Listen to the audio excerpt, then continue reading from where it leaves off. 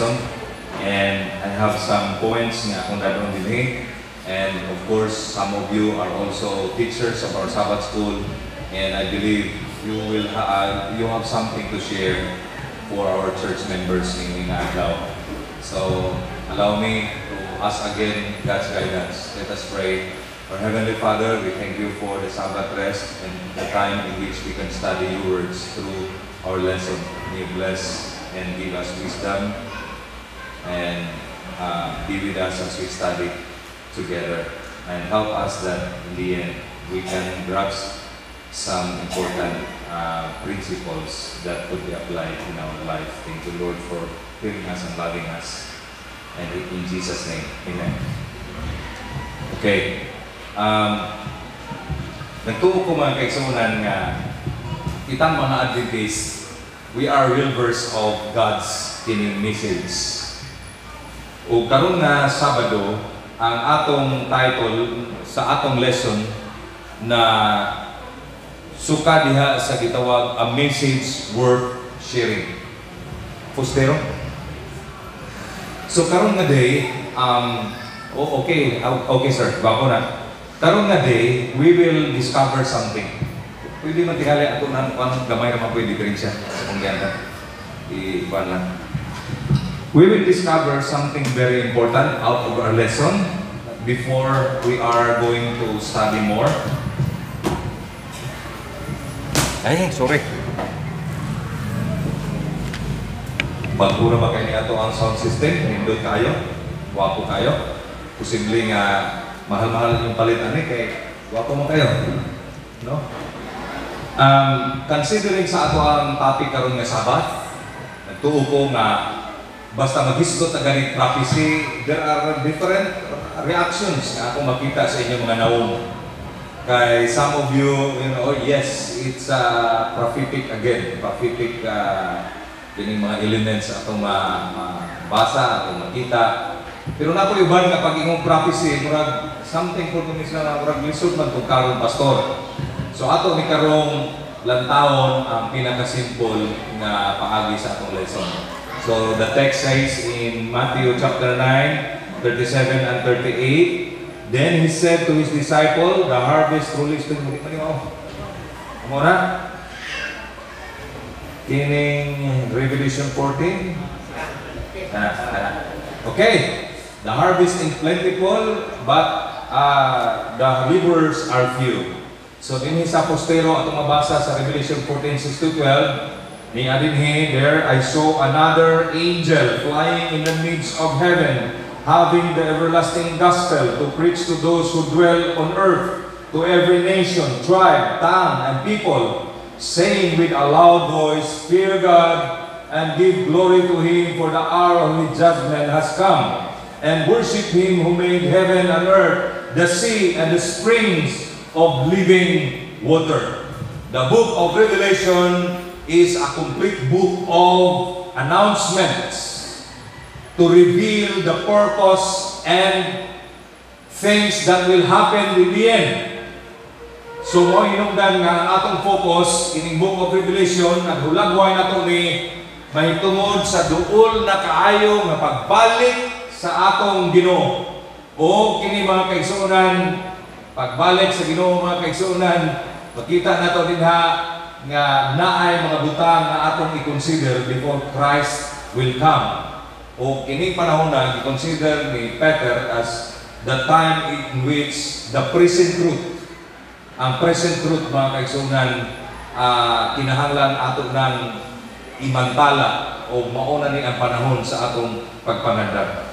Well, you can see in the projector the present truth, the context of the message, the first angel nga nagdala siya, the everlasting gospel, third glory, judgment and creation, and second angel, the last school mga kaigsunan, and the third angel is about true worship.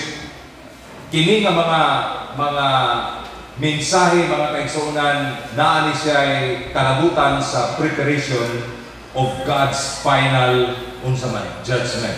Naani preparation before sa atong before pagbalik sa atong Ginoo. Mo hinungdan ang atong lesson karon, gidetect ka nato aron mahibaw-an nato kung unsa ang angay natong buhaton.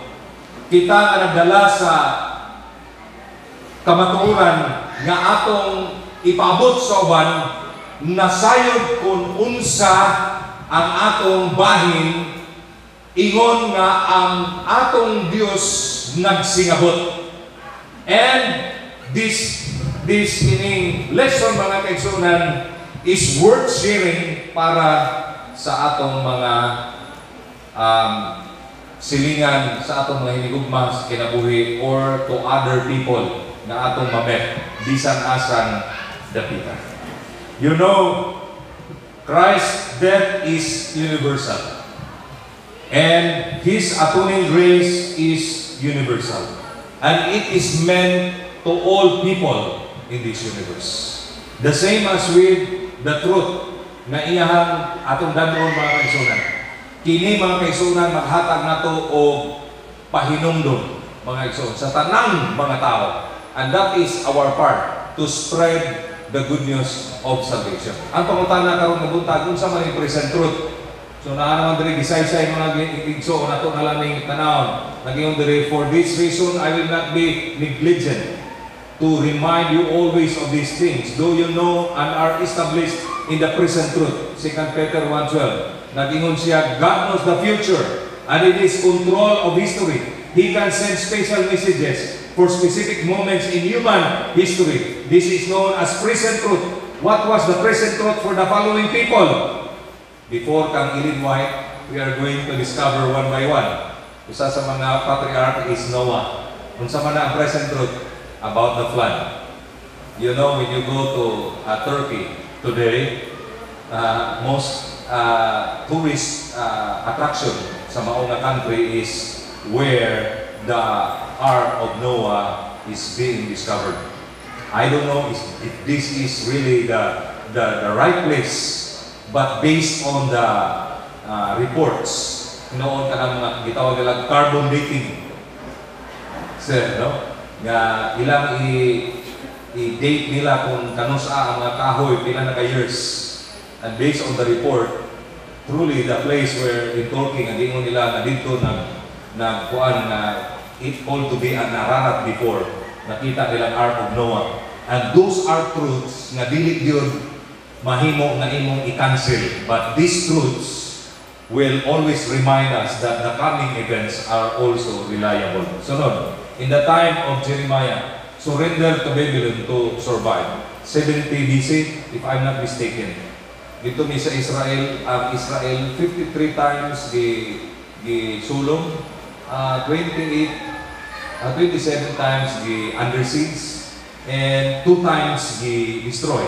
First ang na-destroy ang Babylon, and the second is our relatives. Kailangan nila na uban sa pagpangulo ni Magnificent Saladin. Ini si sir, historian din siya, kapalo siya ni tanan. Ikaw take support niya, sir. So, what happened in the wall of Israel, tinuod nga dito na ay first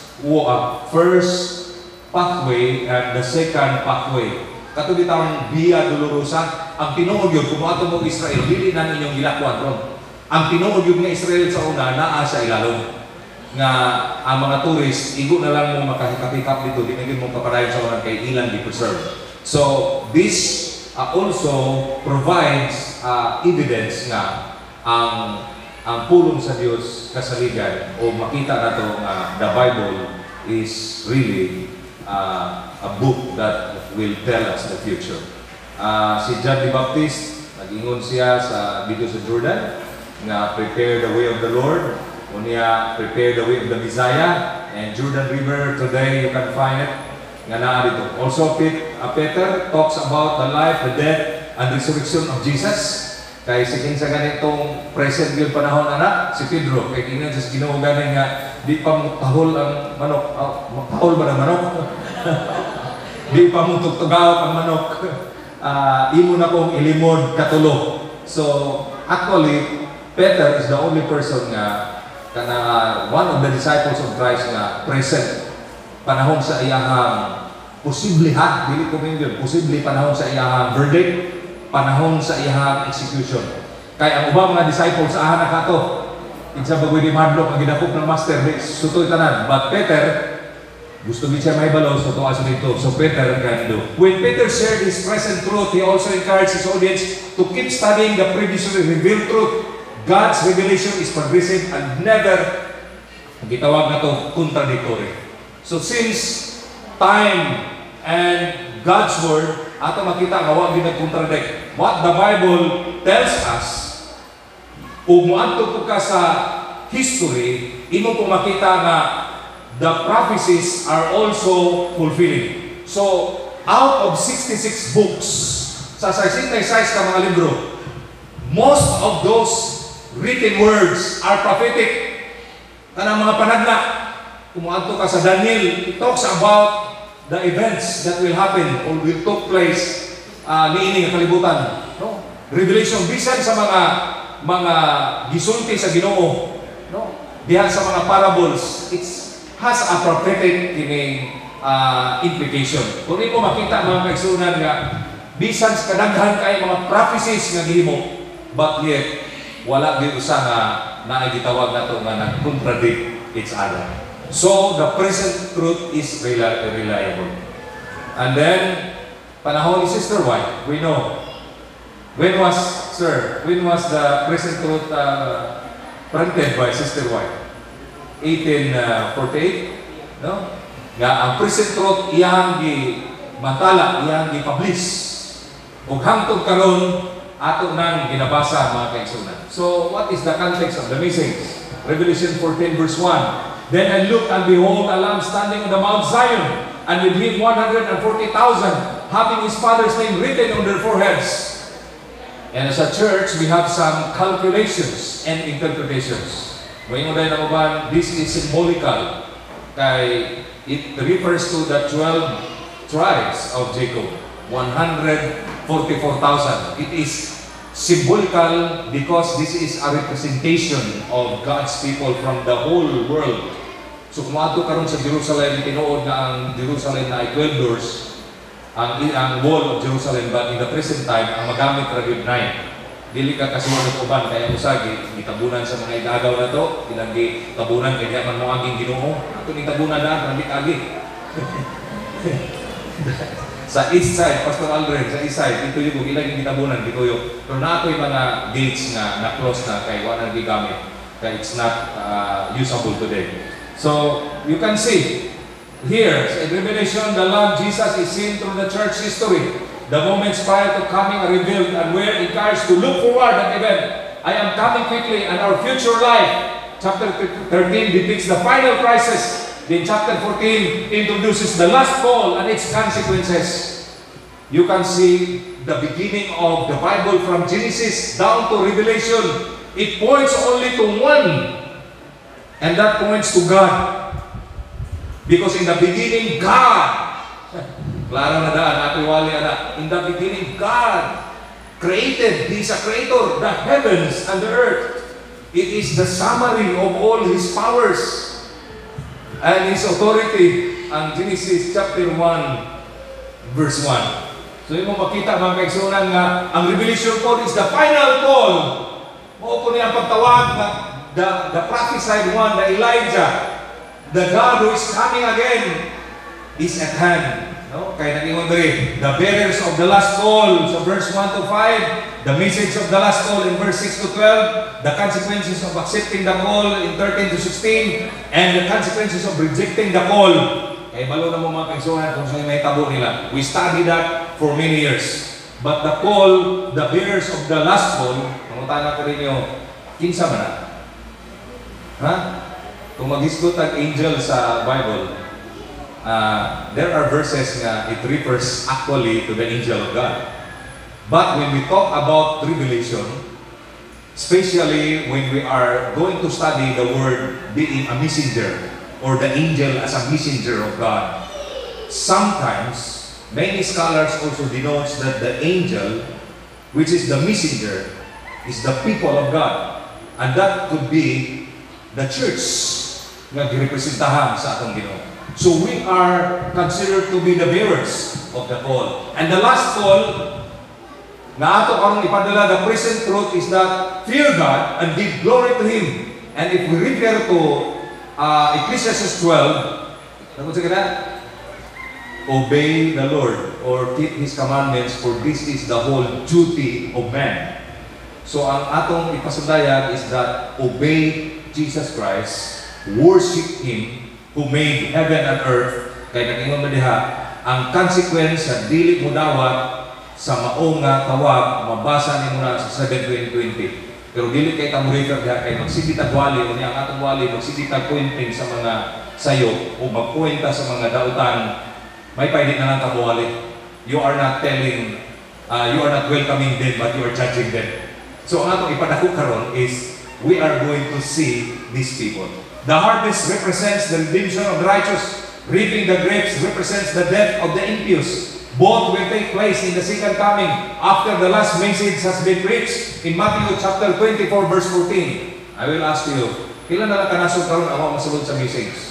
Gospel message. I heard from the report nga there are only 8 or 9. Last 2000 kadungog ko nga it was about 14 countries. Pero karon dili na. Daghan na mga countries sa sulod o ang wa na lang masulod sa mensahe Ginoo, mga 8 na lang or 9 countries na lang. So, mahuman ang asahin mo, na lang insign na kung ipaabot.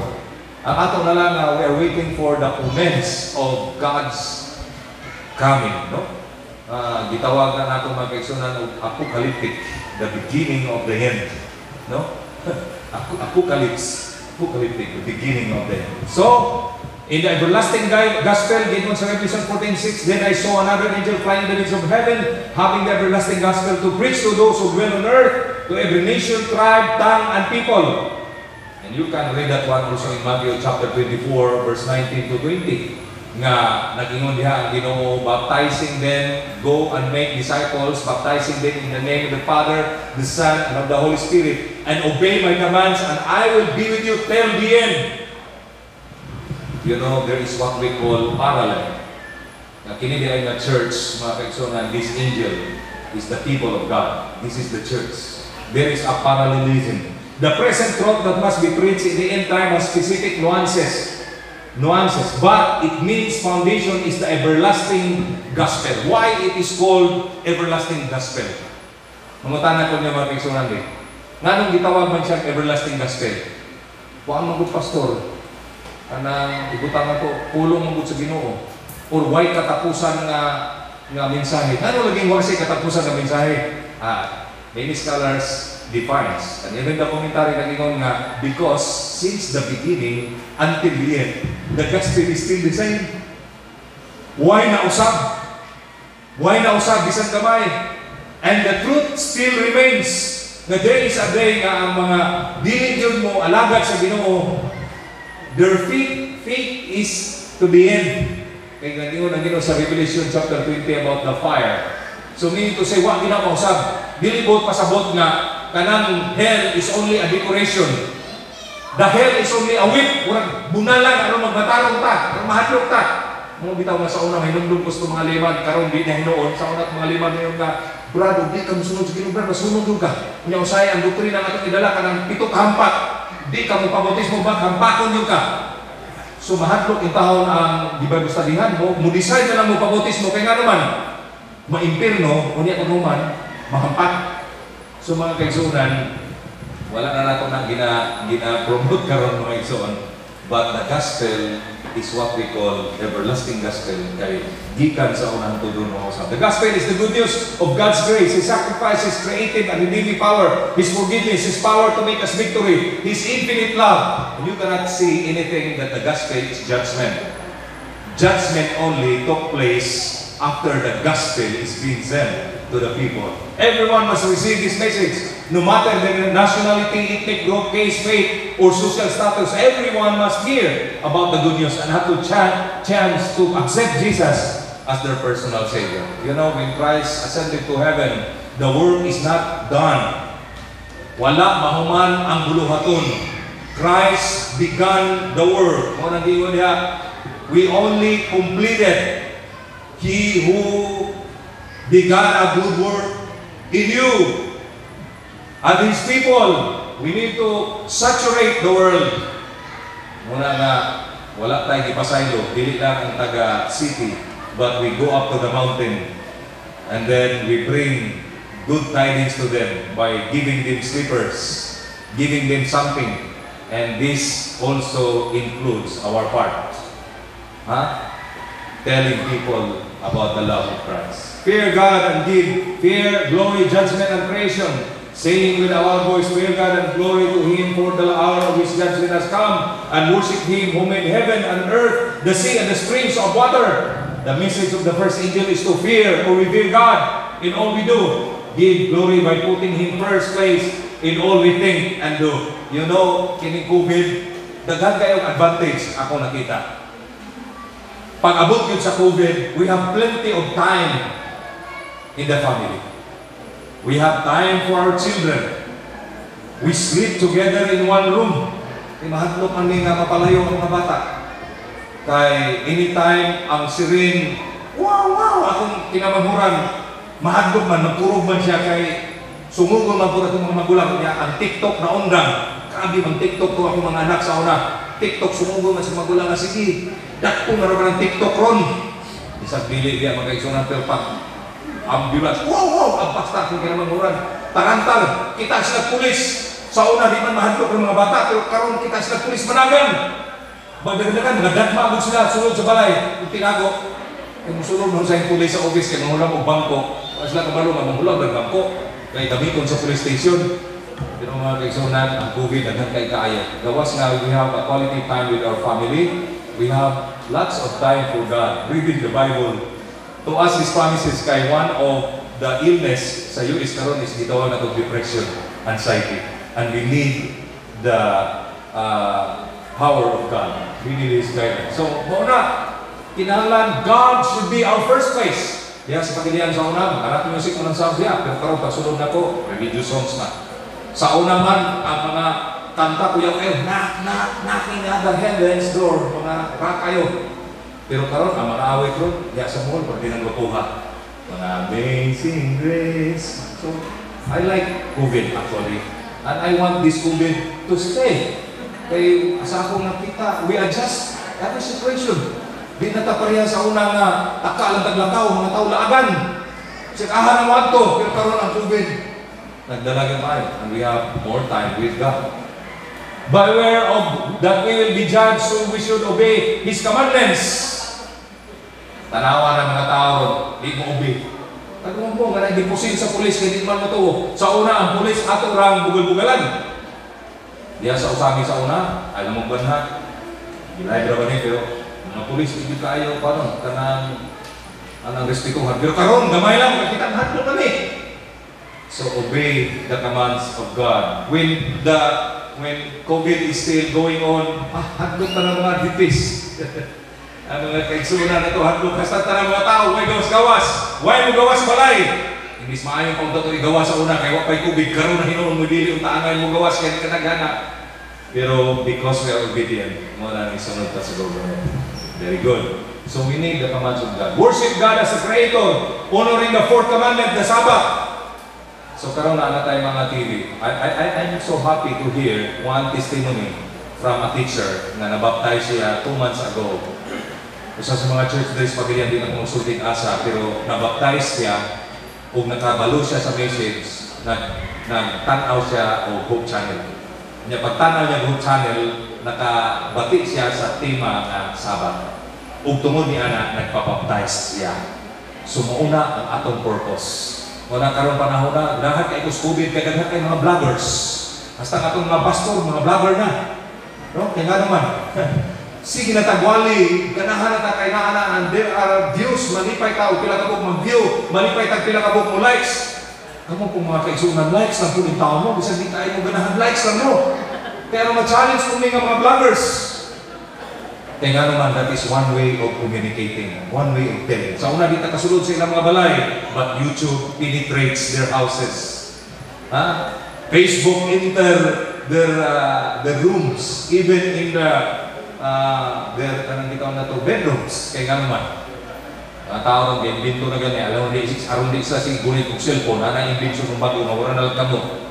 Imong ibira na, di na ka magulit kay hawoy man. Grabe na karon ang YouTube tanang media platform na. There's a relationship between revering God, obeying Him, and the judgment. Obedience is resolved as in relationship with Jesus. Only His righteousness is good enough to stand in the judgment. We're safe in His righteousness. We should not tell people that we should be all Seventh-day Adventists. Dili na ato ang work, dili na mga pag-Adventista mo o maluwas mo. No, that is not our message. But our only work is to bring them to the side of Christ. To bring them in the foot of the cross. That is only our mission.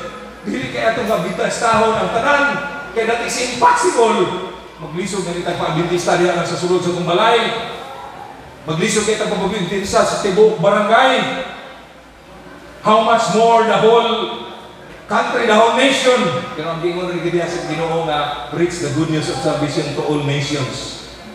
It's the good news of salvation ang atong i-preach that Christ is coming soon. So I like the COVID. Nga di na rin maundang ang COVID. Nanong ganahan kung di na maundang ang COVID, people are so recipient. Kay panahon sa COVID, kita na mo nga week of prayer ni Pastor Joy sa ITI, nakita na mo I mean, nga daghan kaayo na nangapil, isang di na papilon. Kay nahadlok sila sa COVID. And ang ilahang pagka-religious, mo na hindi mo na nga sa una, social mood. Sosyalan kay mga tao, karon kay nag-COVID man, ilang visit, religious mood. Sumato na sila sa mga churches. Sumato na sila sa mga walay, mamati na sila sa mga religious songs. Why? Tungod sa COVID. And I like that the COVID will stay. Kaya para makabalo ang mga tao. The last call, Revelation 14:8. And another angel followed, saying, Babylon is fallen the great city, because she has made all nations drink of the wine of the wrath of her fornication. One time, mga pastors nag-bike ni, dili lang mga pastors sa SDA. Ako yung mga pastors sa ubang religion. Pero nag-wonder ko, kay panahon sa among pag-ampo, pangitaon din ang pastor sa SDA. Asa si pastor pa muna? Ano man, mag-ampo pa, kanaghan yung mga pastor ya. Pero dili man may parehong religion. Pero mangita isa sa SDA. Unya pa man, bike kami. Pag-abot-abot na po sa unhan, mga kaisunan.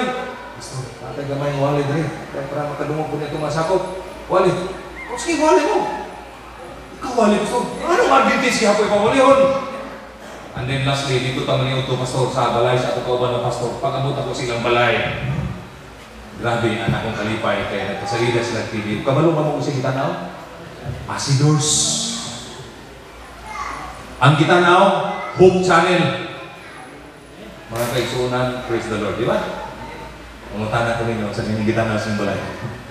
Kining pastor nga dili Adventist, Asidors. Hope Channel. Dili ka BTS.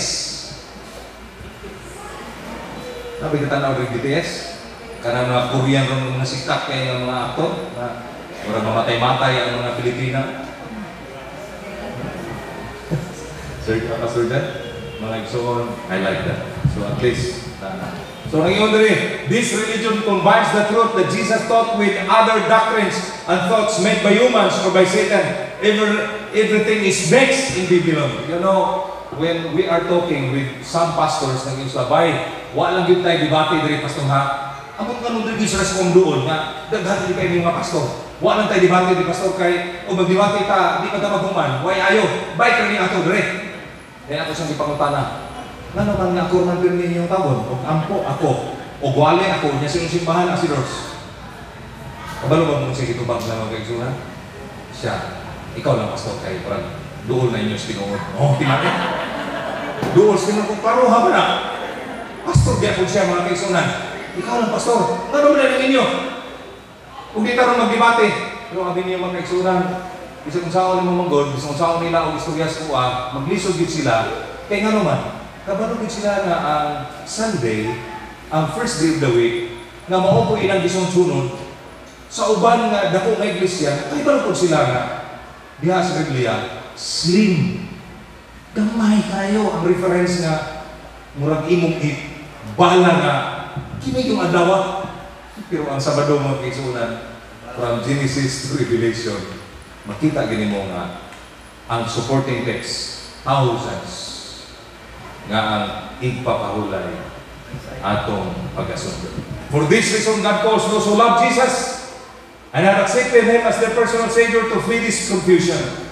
You know, Babylon, confusion, maglibog, pero na mga tao nga bisag naglibog, mapabili na lang tayo, may kikamataan. Bahala na lang, Pastor, dahil man ko nabuhi, dahil lang po ko mapakamatay.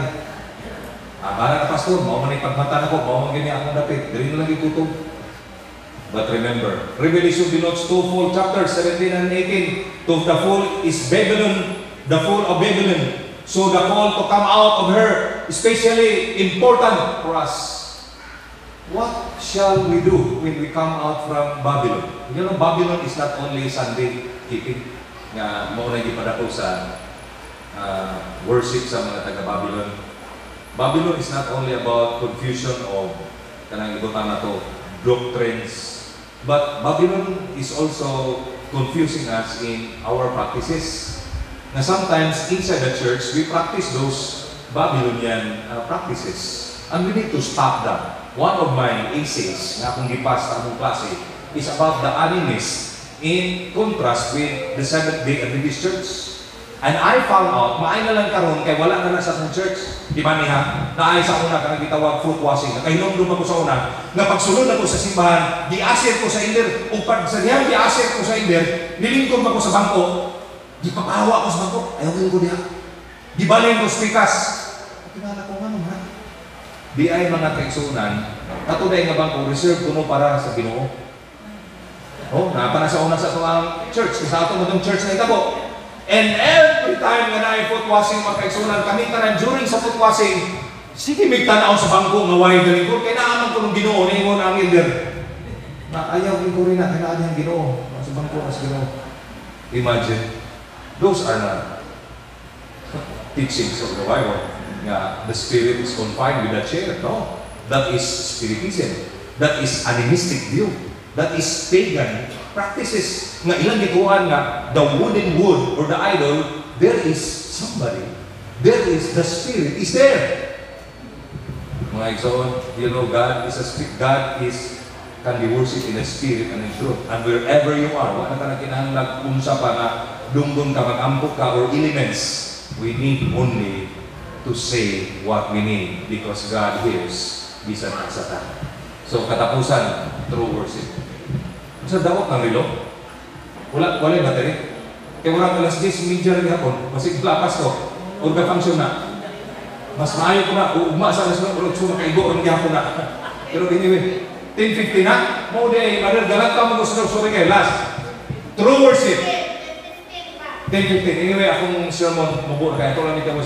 Kung saan na yung true worship, then the third angel followed them, saying with a loud voice, if anyone worship the beast and his image and receive his mark on his forehead or his hand, he himself shall also drink of the wine of the wrath of God. Ano ba yung mga kaigsunan doon nga namatanaw yun ako? Nanawag yung pastor. Lamdagi may pastor kay murag. Di na may barog pastor. Kung saan? Murag makatapos naman din yung kalibutan pastor. Murag na may persecution. Ang ano man sister? Na ano man punuhi ko ang pastor ka na microchip. Kunya ka na kunong vaccine, ibutang ko na din sa uban sa microchip. Nga uban ko kay microchip, di ko ka baksina. Pag injection ko ana, injection kay ibutang mo pula ng YouTube. Nga pag injection ko na ay mabilin dito nga microchip. Pastor, natuyawan mo sa kumbana, pastor, di na ni katulog. Mauna ba ni katapusan nga adlaw? Kaya na ba gingon diya sa Revelation pastor nga mark in his forehead or in his hands. You know, when we talk about forehead, you talk about the brain. And when we talk about the brain, it talks about knowledge and understanding. Set of beliefs and doctrines.